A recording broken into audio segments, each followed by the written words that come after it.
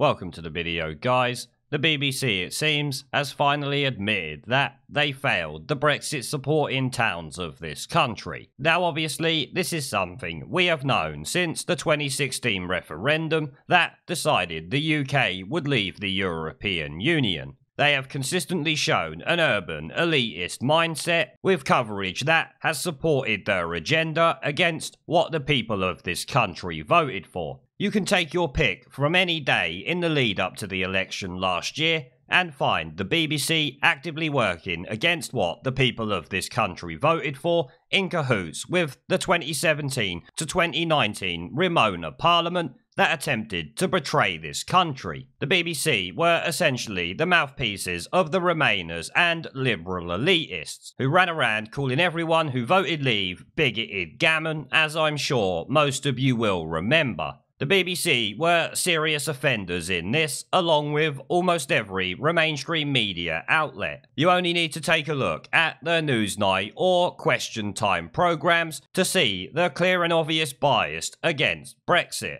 Well, the Express has reported today that the BBC has finally admitted it ignored Brexit voting towns, listing 5 areas that were underserved, which is of course a good start, but doesn't really go deep enough into the biased anti-democratic disaster that is the Brexit bashing corporation. BBC bosses have pledged to refocus the broadcaster's news programmes on towns and cities in the Midlands and north of England, areas that predominantly voted Leave in the 2016 Brexit referendum, after admitting they were underserved, because obviously they were more interested in running around and getting archery owners points from all of the urban centres, rather than speaking to the majority of the country, because of course the BBC is against the British people. We have known this for a long time now. They are just far more open about it over the last couple of years. Regional news output will be overhauled to ensure the Midlands and North of England are better covered in response to critics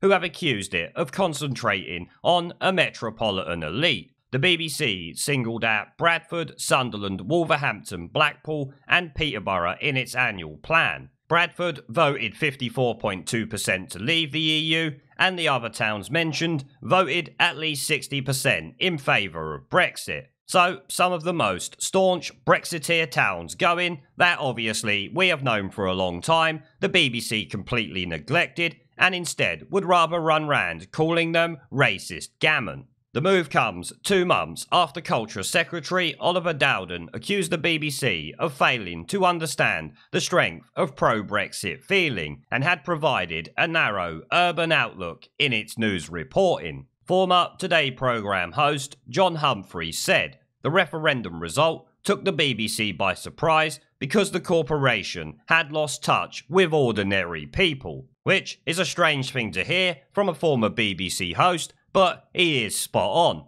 Not only have they lost touch with the people of this country, but they have positioned themselves against us. Like many Labour and Remain politicians, they were spouting the bullshit that considered us all racist gammon who didn't have a clue what we were voting for or anything else. You need to remember that to these metropolitan elitists, including the BBC, we were all just thick for voting to leave the European Union, which, given what's going on now, has actually shown everyone who voted to leave to be the smart ones. Look at what's going on in the EU and how much their bailouts are going to cost each individual member state. They're currently arguing about it to the point where it might cause the breakup of the European Union. So, despite these snivelling shitweasels calling us all thick, it has actually proven us to be the smart ones who wanted to leave the European Union. As John Humphreys has pointed out there, the BBC had lost touch and had no clue what it was doing. As I've said many times, it listened to what was said on Twitter and thought that was a genuine feeling among most of the country. You might remember Labour's youthquake in the lead up to the election. That obviously never materialised. It was a hashtag on Twitter, nothing more. The annual plan states we need to build around a definition of local determined by audience need and by a focus on an audience that is less well served by the BBC's current network portfolio. well, you better sack most of your news reporters and the rest of the lefty cumbuckets that you have working for you, because as it stands, most of the country would happily see you go. Personally, I don't think you'll change that round, but if you was going to, you would certainly need to drain the swamp. This is likely to involve a greater emphasis on serving audiences in the Midlands and north of England better, it said, including focusing on areas the BBC has traditionally served less well, such as Bradford, Sunderland, Wolverhampton, Blackpool and Peterborough, as we know. Though I expect if they serve them better, they'll just neglect somewhere else. The new approach forms part of a wider change to local news services in England, which are to undergo a profound transformation amid budget cuts. The plan says our current local strategy in England was effectively created in the 1960s and 70s when local radio and regional TV transmitters set the pattern for how the BBC thinks about local and regional audiences and editorial output. Yeah, if only we went back to the BBC of yesteryear, that would be something, wouldn't it? I think, obviously, we have absolutely no chance of that. But while little has changed in the BBC's editorial offer and geographical targeting, audiences have changed. Yes, they have, and they are dead set against the BBC. In other significant changes, BBC 4 is to be downgraded to a repeats channel, with original arts programming and documentaries reverting to BBC 2. BBC 4 could also become the first BBC channel available to foreign audiences, with plans underway to turn it into a subscription channel outside the UK, as the corporation looks for new ways to generate commercial income.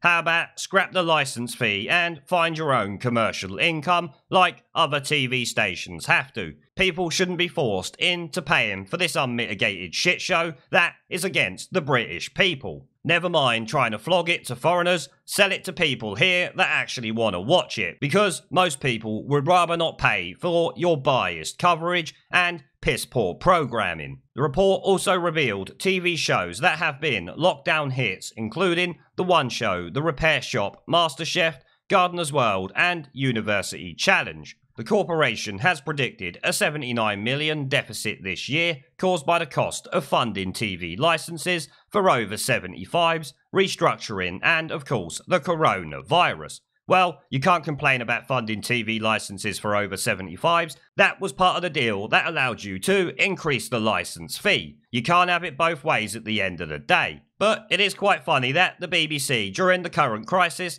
have decided to announce that they failed Brexiteers around the country, likely hoping it would fly under the radar. Unfortunately for them, we already knew this is what they were doing. Them admitting to it literally just reinforces what we've always known. The British Broadcasting Corporation is about as anti-British as the magic grandpa known as Jeremy Corbyn. So not only should its licence fee be stripped from it, but it shouldn't even be allowed to be called the British Broadcasting Corporation, if you asked me. Now before I go, I've started doing live streams and uploading gaming content on my second channel.